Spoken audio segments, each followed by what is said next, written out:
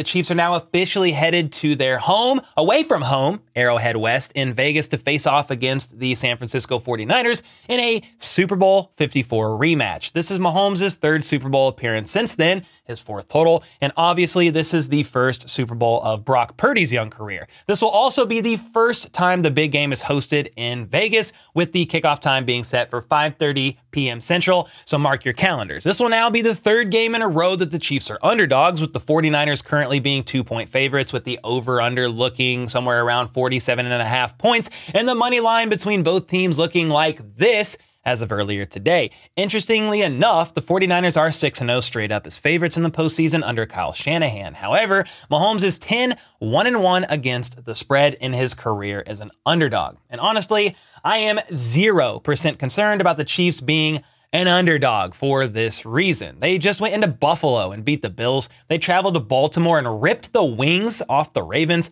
And I'm not as concerned about the 49ers as I was about the Ravens, if I'm gonna be honest. Even though they are basically a super team consisting of several talented superstars on offense and defense, a luxury afforded by the fact that Brock Purdy is on a very cheap rookie deal, so can't overlook them, can't sleep on them, and much respect to them for sure. Then if you look at the head-to-head stats between Mahomes and Purdy in the regular season, Purdy had a great season. He's ahead of Mahomes in most of these stats, throwing for more TDs. Yards, has a higher completion percentage, while Mahomes clearly outshines him in the run game. However, if we look at their stats in the postseason, Mahomes has a much higher completion percentage, a higher touchdown percentage, has thrown 0 interceptions, less dangerous passes, and has overall been the better quarterback. Then, 49ers defense has allowed an average of 26 points per game. Meanwhile, the Chiefs defense has allowed just under 14 points per game. Of course, KC had to play one more game than the Niners, but you can still conclude that KC is playing better overall at the moment on both sides of the ball,